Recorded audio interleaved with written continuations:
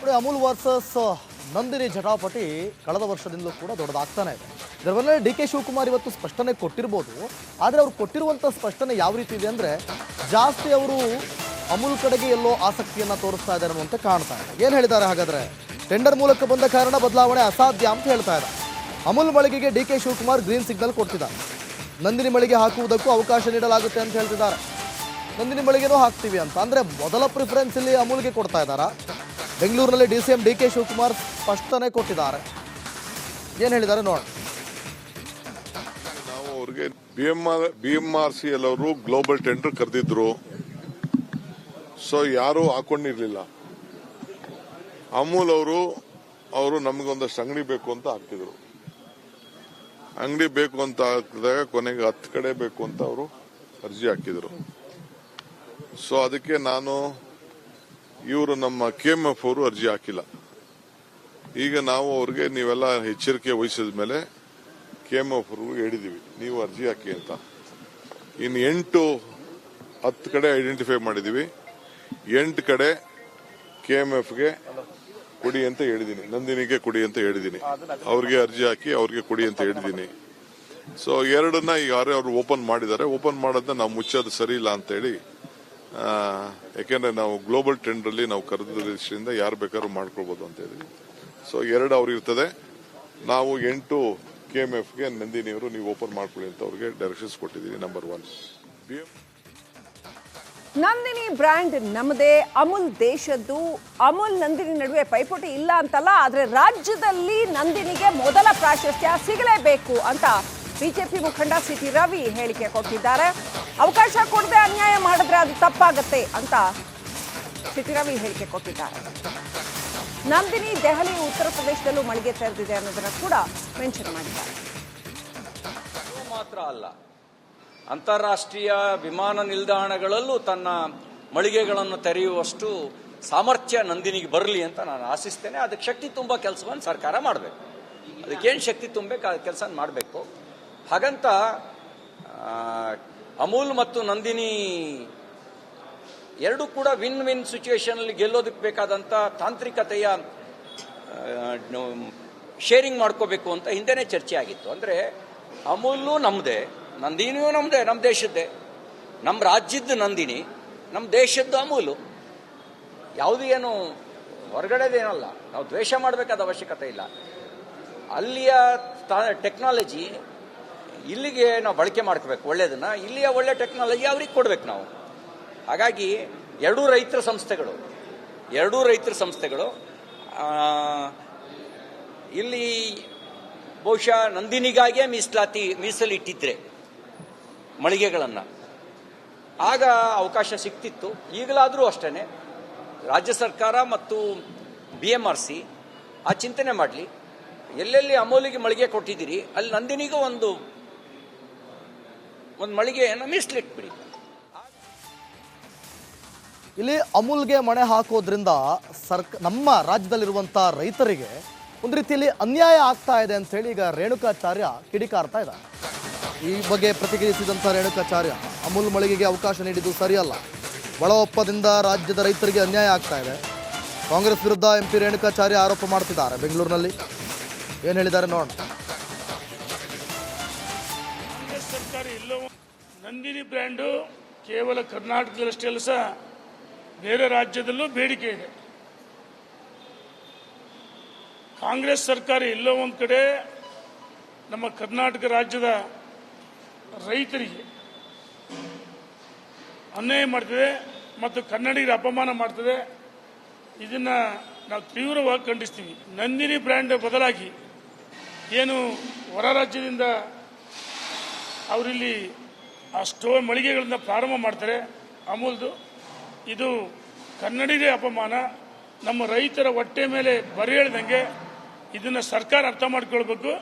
ಇಲ್ಲ ಎಲ್ಲ ಒಂದು ಕಡೆ ಒಳ ಒಪ್ಪಂದ ಈ ರೀತಿ ನಮ್ಮ ರೈತರಿಗೆ ಅನ್ಯಾಯ ಆಗ್ತದೆ, ನಾವು ಖಂಡಿಸ್ತೀವಿ. ಅಮೂಲ್ ವರ್ಸಸ್ ನಂದಿನಿ ಜಟಾಪಟಿ ಕಳೆದ ವರ್ಷದಿಂದಲೂ ಕೂಡ ದೊಡ್ಡದಾಗ್ತಾನೆ ಇದೆ. ಇದರ ಮೇಲೆ ಡಿ ಕೆ ಶಿವಕುಮಾರ್ ಇವತ್ತು ಸ್ಪಷ್ಟನೆ ಕೊಟ್ಟಿರ್ಬೋದು. ಆದರೆ ಅವ್ರು ಕೊಟ್ಟಿರುವಂಥ ಸ್ಪಷ್ಟನೆ ಯಾವ ರೀತಿ ಇದೆ ಅಂದರೆ, ಜಾಸ್ತಿ ಅವರು ಅಮೂಲ್ ಕಡೆಗೆ ಎಲ್ಲೋ ಆಸಕ್ತಿಯನ್ನು ತೋರಿಸ್ತಾ ಇದ್ದಾರೆ ಅನ್ನುವಂತೆ ಕಾಣ್ತಾ ಇದೆ. ಏನು ಹೇಳಿದ್ದಾರೆ ಹಾಗಾದರೆ? ಟೆಂಡರ್ ಮೂಲಕ ಬಂದ ಕಾರಣ ಬದಲಾವಣೆ ಅಸಾಧ್ಯ ಅಂತ ಹೇಳ್ತಾ ಇದ್ದಾರೆ. ಅಮೂಲ್ ಮಳಿಗೆಗೆ ಡಿಕೆ ಶಿವಕುಮಾರ್ ಗ್ರೀನ್ ಸಿಗ್ನಲ್ ಕೊಡ್ತಿದ್ದಾರೆ. ನಂದಿನಿ ಮಳಿಗೆ ಹಾಕುವುದಕ್ಕೂ ಅವಕಾಶ ನೀಡಲಾಗುತ್ತೆ ಅಂತ ಹೇಳ್ತಿದ್ದಾರೆ. ನಂದಿನಿ ಮಳಿಗೆನೂ ಹಾಕ್ತೀವಿ ಅಂತ ಅಂದರೆ ಮೊದಲ ಪ್ರಿಫರೆನ್ಸ್ ಇಲ್ಲಿ ಅಮೂಲ್ಗೆ ಕೊಡ್ತಾ ಇದ್ದಾರೆ. ಬೆಂಗಳೂರಿನಲ್ಲಿ DCM ಡಿಕೆ ಶಿವಕುಮಾರ್ ಸ್ಪಷ್ಟನೆ ಕೊಟ್ಟಿದ್ದಾರೆ. ಏನು ಹೇಳಿದ್ದಾರೆ ನೋಡೋಣ. ನಾವು ಅವ್ರಿಗೆ BMRC ಎಲ್ಲವರು ಗ್ಲೋಬಲ್ ಟೆಂಡರ್ ಕರೆದಿದ್ರು. ಸೊ ಯಾರು ಹಾಕೊಂಡಿರ್ಲಿಲ್ಲ. ಅಮೂಲ್ ಅವರು ನಮಗೊಂದಷ್ಟು ಅಂಗಡಿ ಬೇಕು ಅಂತ ಹಾಕಿದ್ರು. ಅಂಗಡಿ ಬೇಕು ಅಂತ ಹಾಕಿದಾಗ ಕೊನೆಗೆ 10 ಕಡೆ ಬೇಕು ಅಂತ ಅವರು ಅರ್ಜಿ ಹಾಕಿದ್ರು. ಸೊ ಅದಕ್ಕೆ ಇವರು ನಮ್ಮ KMF ಅವರು ಅರ್ಜಿ ಹಾಕಿಲ್ಲ. ಈಗ ನಾವು ಅವ್ರಿಗೆ ನೀವೆಲ್ಲ ಎಚ್ಚರಿಕೆ ವಹಿಸಿದ ಮೇಲೆ KMF ಅವ್ರಿಗೂ ಹೇಳಿದೀವಿ, ನೀವು ಅರ್ಜಿ ಹಾಕಿ ಅಂತ. ಇನ್ನು 8-10 ಕಡೆ ಐಡೆಂಟಿಫೈ ಮಾಡಿದೀವಿ. 8 ಕಡೆ KMFಗೆ ಕೊಡಿ ಅಂತ ಹೇಳಿದೀನಿ, ನಂದಿನಿಗೆ ಕೊಡಿ ಅಂತ ಹೇಳಿದೀನಿ, ಅವ್ರಿಗೆ ಅರ್ಜಿ ಹಾಕಿ ಅವ್ರಿಗೆ ಕೊಡಿ ಅಂತ ಹೇಳಿದೀನಿ. ಸೊ 2ನ್ನ ಈಗ ಅವ್ರು ಓಪನ್ ಮಾಡಿದ್ದಾರೆ. ಓಪನ್ ಮಾಡೋದನ್ನ ನಾವು ಮುಚ್ಚೋದು ಸರಿ ಇಲ್ಲ ಅಂತ ಹೇಳಿ, ಯಾಕೆಂದ್ರೆ ನಾವು ಗ್ಲೋಬಲ್ ಟೆಂಡರ್ ಅಲ್ಲಿ ನಾವು ಕರೆದ ದೃಷ್ಟಿಯಿಂದ ಯಾರು ಬೇಕಾದ್ರೂ ಮಾಡ್ಕೊಳ್ಬಹುದು ಅಂತ ಹೇಳಿ. ಸೊ 2 ಅವ್ರು ಇರ್ತದೆ.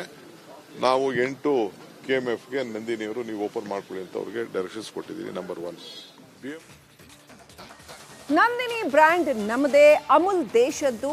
ಅಮೂಲ್ ನಂದಿನಿ ನಡುವೆ ಪೈಪೋಟಿ ಇಲ್ಲ ಅಂತಲ್ಲ, ಆದ್ರೆ ರಾಜ್ಯದಲ್ಲಿ ನಂದಿನಿಗೆ ಮೊದಲ ಪ್ರಾಶಸ್ತ್ಯ ಸಿಗಲೇಬೇಕು ಅಂತ ಬಿಜೆಪಿ ಮುಖಂಡ CT ರವಿ ಹೇಳಿಕೆ ಕೊಟ್ಟಿದ್ದಾರೆ.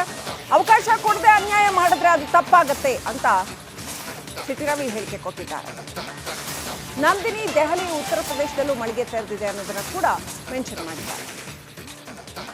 ಮಾತ್ರ ಅಲ್ಲ, ಅಂತಾರಾಷ್ಟ್ರೀಯ ವಿಮಾನ ನಿಲ್ದಾಣಗಳಲ್ಲೂ ತನ್ನ ಮಳಿಗೆಗಳನ್ನು ತೆರೆಯುವಷ್ಟು ಸಾಮರ್ಥ್ಯ ನಂದಿನಿಗೆ ಬರಲಿ ಅಂತ ನಾನು ಆಶಿಸ್ತೇನೆ. ಅದಕ್ಕೆ ಶಕ್ತಿ ತುಂಬ ಕೆಲಸವನ್ನು ಸರ್ಕಾರ ಮಾಡಬೇಕು. ಅದಕ್ಕೇನು ಶಕ್ತಿ ತುಂಬಬೇಕು ಆ ಕೆಲಸ ಮಾಡಬೇಕು. ಹಾಗಂತ ಅಮೂಲ್ ಮತ್ತು ನಂದಿನಿ ಎರಡೂ ಕೂಡ ವಿನ್ ವಿನ್ ಸಿಚುವೇಶನ್ ಅಲ್ಲಿ ಗೆಲ್ಲೋದಕ್ಕೆ ಬೇಕಾದಂಥ ತಾಂತ್ರಿಕತೆಯ ಶೇರಿಂಗ್ ಮಾಡ್ಕೋಬೇಕು ಅಂತ ಹಿಂದೆನೇ ಚರ್ಚೆ ಆಗಿತ್ತು. ಅಂದರೆ ಅಮೂಲು ನಮ್ಮದೇ, ನಂದಿನಿಯೂ ನಮ್ಮದೇ, ನಮ್ಮ ದೇಶದ್ದೇ. ನಮ್ಮ ರಾಜ್ಯದ ನಂದಿನಿ, ನಮ್ಮ ದೇಶದ್ದು ಅಮೂಲು. ಯಾವುದು ಏನು ಹೊರಗಡೆದೇನಲ್ಲ, ನಾವು ದ್ವೇಷ ಮಾಡಬೇಕಾದ ಅವಶ್ಯಕತೆ ಇಲ್ಲ. ಅಲ್ಲಿಯ ಟೆಕ್ನಾಲಜಿ ಇಲ್ಲಿಗೆ ನಾವು ಬಳಕೆ ಮಾಡ್ಕೋಬೇಕು, ಒಳ್ಳೆಯದನ್ನ. ಇಲ್ಲಿಯ ಒಳ್ಳೆ ಟೆಕ್ನಾಲಜಿ ಅವ್ರಿಗೆ ಕೊಡ್ಬೇಕು ನಾವು. ಹಾಗಾಗಿ ಎರಡೂ ರೈತರ ಸಂಸ್ಥೆಗಳು ಇಲ್ಲಿ ಬಹುಶಃ ನಂದಿನಿಗಾಗಿಯೇ ಮೀಸಲಿಟ್ಟಿದ್ರೆ ಮಳಿಗೆಗಳನ್ನು ಆಗ ಅವಕಾಶ ಸಿಕ್ತಿತ್ತು. ಈಗಲಾದರೂ ಅಷ್ಟೇ ರಾಜ್ಯ ಸರ್ಕಾರ ಮತ್ತು BMRC ಆ ಚಿಂತನೆ ಮಾಡಲಿ. ಎಲ್ಲೆಲ್ಲಿ ಅಮೂಲಿಗೆ ಮಳಿಗೆ ಕೊಟ್ಟಿದ್ದೀರಿ ಅಲ್ಲಿ ನಂದಿನಿಗೂ ಒಂದು ಮಳಿಗೆಯನ್ನು ಮೀಸಲಿಟ್ಬಿಡಿ. ಇಲ್ಲಿ ಅಮೂಲ್ಗೆ ಮಣೆ ಹಾಕೋದ್ರಿಂದ ನಮ್ಮ ರಾಜ್ಯದಲ್ಲಿರುವಂಥ ರೈತರಿಗೆ ಒಂದು ರೀತಿಯಲ್ಲಿ ಅನ್ಯಾಯ ಆಗ್ತಾ ಇದೆ ಅಂತ ಹೇಳಿ ಈಗ ರೇಣುಕಾಚಾರ್ಯ ಕಿಡಿಕಾರ್ತಾ ಇದ್ದಾರೆ. ಈ ಬಗ್ಗೆ ಪ್ರತಿಕ್ರಿಯಿಸಿದಂಥ ರೇಣುಕಾಚಾರ್ಯ, ಅಮೂಲ್ ಮಳಿಗೆಗೆ ಅವಕಾಶ ನೀಡಿದ್ದು ಸರಿಯಲ್ಲ, ಒಳ ಒಪ್ಪದಿಂದ ರಾಜ್ಯದ ರೈತರಿಗೆ ಅನ್ಯಾಯ ಆಗ್ತಾ ಇದೆ. ಕಾಂಗ್ರೆಸ್ ವಿರುದ್ಧ MP ರೇಣುಕಾಚಾರ್ಯ ಆರೋಪ ಮಾಡ್ತಿದ್ದಾರೆ. ಬೆಂಗಳೂರಿನಲ್ಲಿ ಏನು ಹೇಳಿದ್ದಾರೆ ನೋಡೋಣ. ಕಾಂಗ್ರೆಸ್ ಸರ್ಕಾರ ಎಲ್ಲೋ ನಂದಿನಿ ಬ್ರ್ಯಾಂಡು ಕೇವಲ ಕರ್ನಾಟಕದಲ್ಲಷ್ಟೇ ಅಲ್ಲ ಸಹ ಬೇರೆ ರಾಜ್ಯದಲ್ಲೂ ಬೇಡಿಕೆ ಇದೆ. ಕಾಂಗ್ರೆಸ್ ಸರ್ಕಾರ ಎಲ್ಲೋ ಒಂದು ಕಡೆ ನಮ್ಮ ಕರ್ನಾಟಕ ರಾಜ್ಯದ ರೈತರಿಗೆ ಅನ್ಯಾಯ ಮಾಡ್ತದೆ ಮತ್ತು ಕನ್ನಡಿಗರ ಅಪಮಾನ ಮಾಡ್ತದೆ.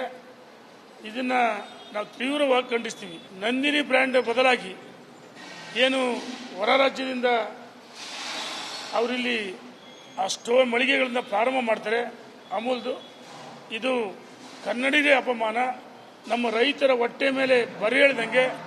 ಇದನ್ನು ಸರ್ಕಾರ ಅರ್ಥ ಮಾಡ್ಕೊಳ್ಬೇಕು.